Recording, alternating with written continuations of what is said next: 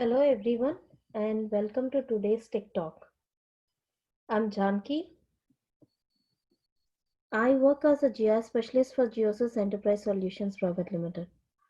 Geosys Enterprise Solutions Private Limited is an ISO 9001 and 2015 certified organization, and it is also an ESRI partner company.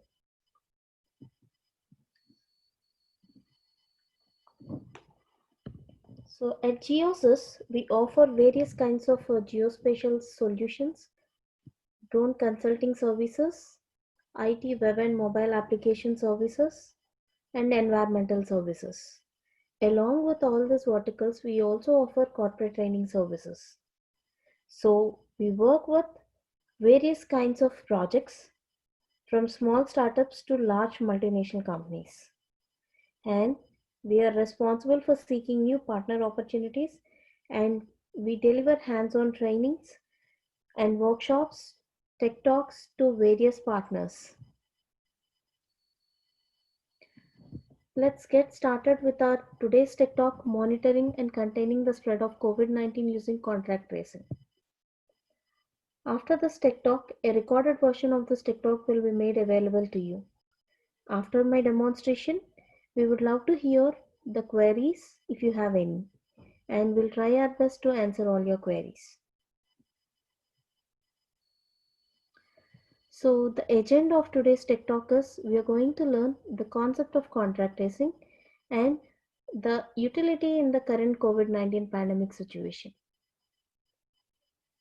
Then we will know how public health agencies are using GI solutions to monitor the spread of COVID-19 using our contact tracing.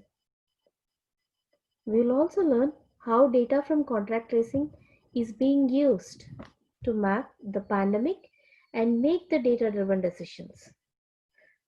And finally, we'll learn how to analyze the COVID-19 data that we gather in space and time. So, you may have heard of the term contact tracing, and we'll be hearing about this term a lot more in the coming weeks and in coming months. But do you know what exactly does contact tracing mean and what does it involve? So, contact tracing involves contacting infected individuals to identify who they have been in contact with in the past. So, as a GIS analyst, we frequently analyze the position of the data with respect to space and time. That is what we are going to see in today's Tech Talk. And so what we are going to do is we are going to identify who is the affected person and how this affected person is getting in contact with other people and with how many people he has been in contact.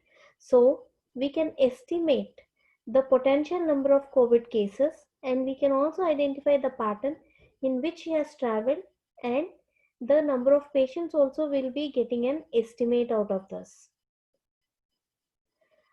So here I have two people here, one is Alice and one is Bob.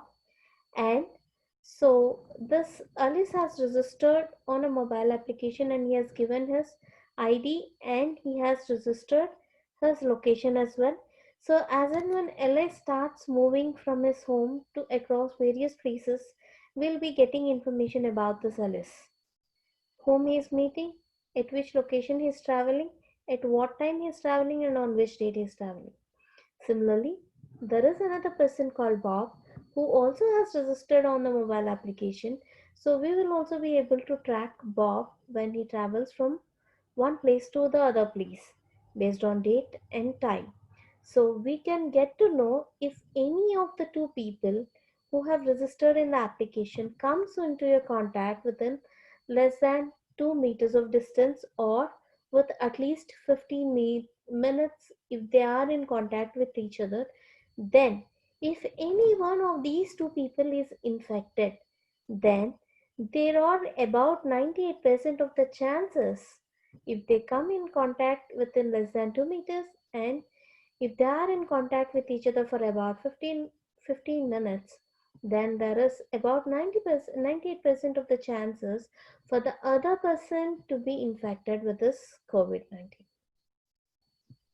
So let's learn about the concept of contact tracing.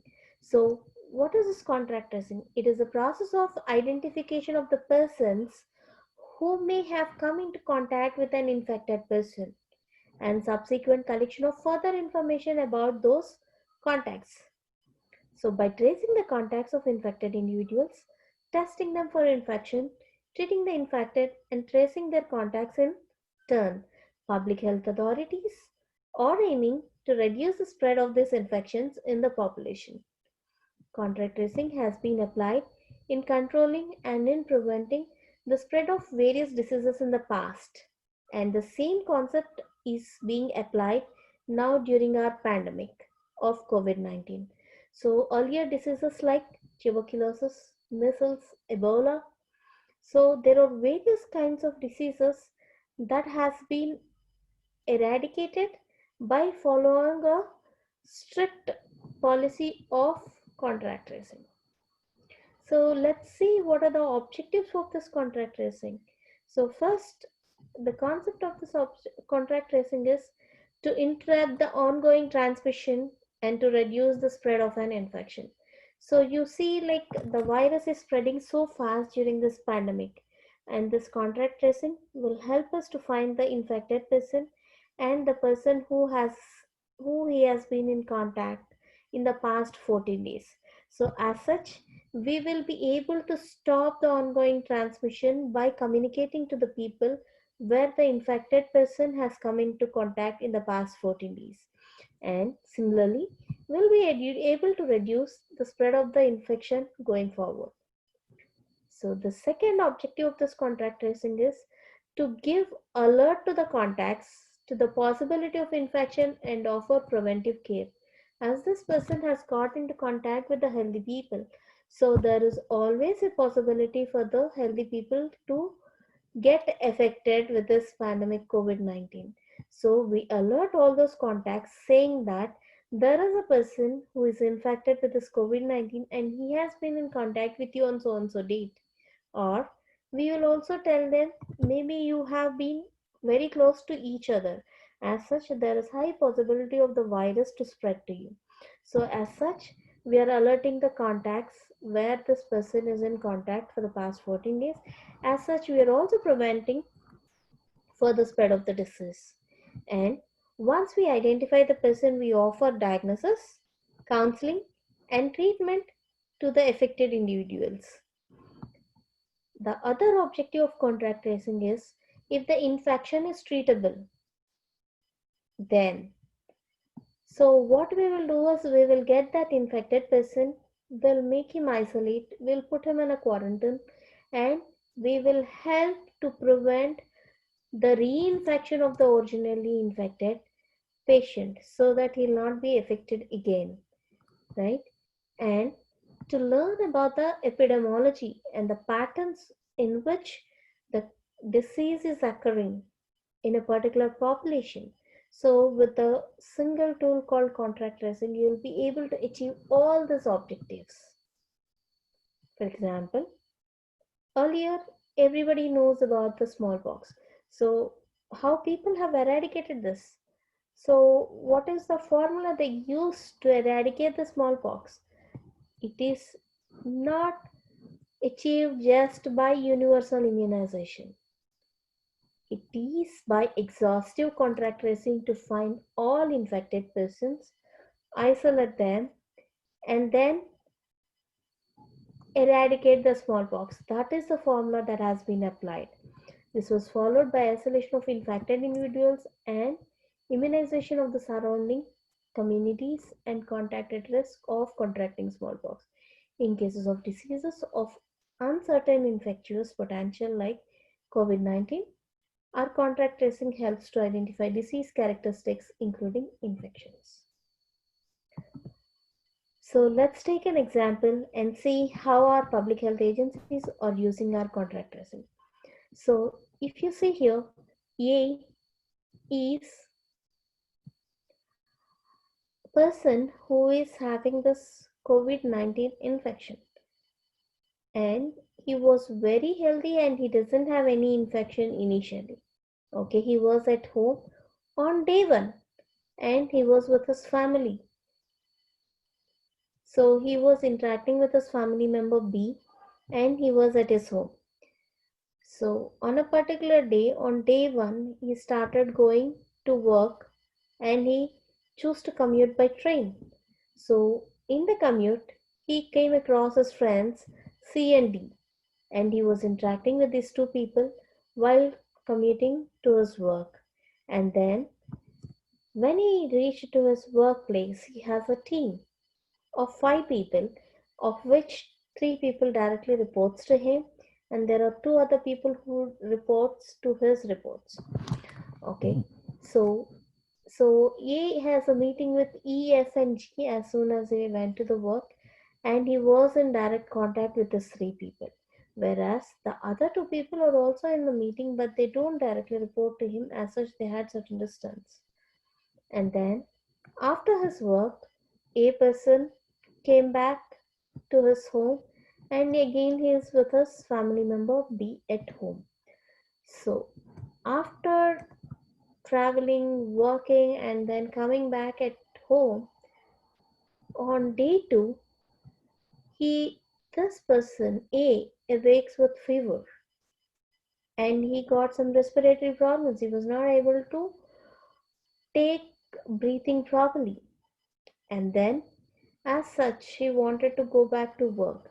What he thought was, he thought like he would consult a doctor and find out what the problem is. And when he consulted a doctor, the doctor has found out that he has a positive pandemic COVID-19 and his test is positive. On day two, this was identified, but on day one, this person has got in contact with B, C, D, E, S, and G people, and he was indirectly in contact with H and I people. So if you see here, when this person has come into contact with all the healthy people yesterday, there are high possibilities for all the people who are in contact with him to get this disease. So what we do is we contact all B, C, D, E, F, and G people, and we tell them that a person has been infected and he was in contact with you yesterday. As such, there is high possibility for you people also to get this COVID. So what we recommend them is we tell them to isolate themselves and to be in quarantine for about 14 days so that the virus will get died automatically. So let's see the demonstration. In the demonstration, I'm going to show you how data from contact tracing is being used to map the pandemic and make data-driven decisions. And we'll also learn how to analyze the COVID-19 data in space and time.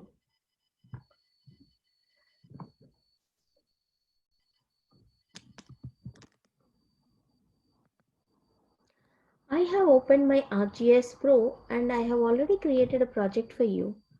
And let's see what is this information all about. So I have my area of interest here and I have the area Seattle and this is Lake Seattle. So I have taken the tracks of Seattle in which people have uh, moved across along this track of the lake on a particular day, right? So I have many users who has been following this track. So I have user 1, user 2, user 3, user 4, user 5, user 6, and user 7, and they traveled on this track on 31st of March 2020 till 1st of April 2020. I have that track here which is shown as a feature class. So I'm opening the attribute table here.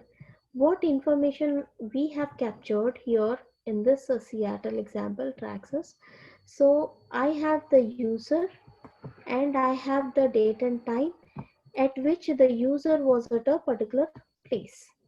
So we have plotted the points here in the map. And what we are going to do is we are going to use a tool called contact tracing tool. If you see here, I'm going to open the tool here.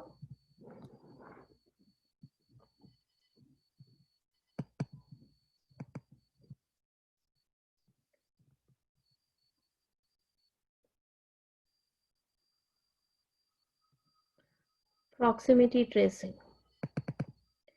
This is the tool which will take inputs of the points in which track it was, and we are going to track the events, and we are going to give the entity field as the user ID, which user, and we are going to specify within what distance if the person come into contact they'll get the disease, and within what time, how much time if they're in contact they will get the disease. So we are going to use this tool to find out the traces and tracks.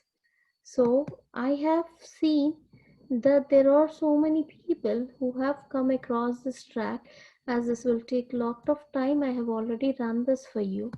And if you open this attribute table and if you check, you will be able to see depth 2, which means the user 1 has come into contact with one person and that person is in contact with another person. So depth 1 and depth 2. So if you see here, it is like the maximum is 2 depths. So we can easily contact these people and we can easily inform them to isolate themselves and to be in a quarantine mode. If you see here, these are the points where we have identified that the people have come into contact.